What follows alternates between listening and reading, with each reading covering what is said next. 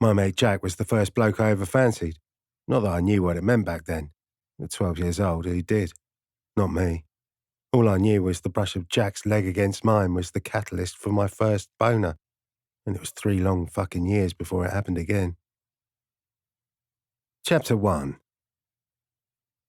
1999. Toaster, England. Will watched the empty hooch bottle spin in the centre of the circle. To his right sat Ginny, the fittest girl in Year 10. All the boys in the circle had their eye on her, praying the spinning bottle would make their wet dreams a reality. They all wanted to snog Ginny, every one of them except Will. The bottle stopped. There was a collective whoop. "Jackie boy," Woody crowed. "About bloody time." Will's heart skipped a beat. If Ginny was supposed to be the fittest bird at school, Jack Lawson was definitely the fittest bloke. Tall, with floppy sandy brown hair and dark eyes. Striker on the football team, banging DJ. He even played the drums in a local band, sweating, biceps popping. Did it get any hotter than that? Not if Will's dirty dreams were anything to go by. Jack sat up and crawled to the centre of the circle.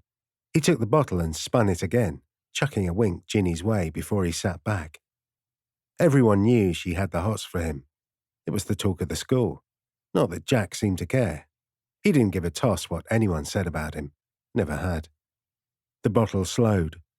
It stuttered past a few faces. Nearly stopped. Kept going. Then it landed on. Shit. It's pointing at me. Will gulped and felt heat flood his cheeks. Jack was his next-door neighbour and best friend, and the only soul in the world who knew his secret. One of them, at least. He doesn't know how much I want to kiss him. Jack crawled forward on his hands and knees, his grin evil. He stopped a foot away from Will, oblivious to the leering catcalls of their friends around them. Fuck her up, Blondie. Is he serious? Will knew he wasn't. He couldn't be, but that didn't stop the thunder of his heart as Jack leaned ever closer. Jack stopped with his face an inch from Will's. Licked his lips, winked. Will felt like he might faint. The split-second pause felt like an hour. Then he lunged at Jack, shoved him across the grassy circle, found a grin from the pit of his stomach and plastered it on his face. Piss off, you knobber. There were loud boos around them, more catcalls and whoops. Woody jumped on Jack and pretended to hump him. Everyone laughed. Someone passed Will a spliff and he forced himself to join in. He took a deep drag. Summer nights at the park were always like this, some bootlegged booze, a bit of weed, and always spin the bottle. A game Will would lose whoever the bottle pointed at. The night wore on. He watched Jack kiss Ginny, Paige and Meg and tried not to cringe. He wasn't jealous, didn't have any right to be. But that didn't make it any easier. They'd been hanging around the cricket pavilion in the park their whole bloody lives and nothing ever changed.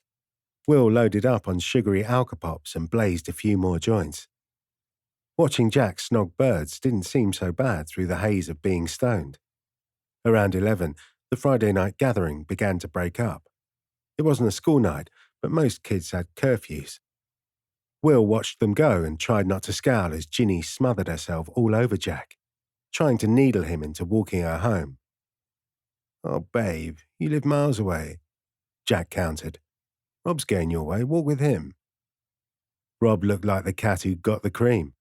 Ginny, not so much, but Jack got his way, as usual. Jack always got his way. Ginny left, and before long, Will and Jack were alone in the dark park, just the two of them, like it would be for the rest of the night.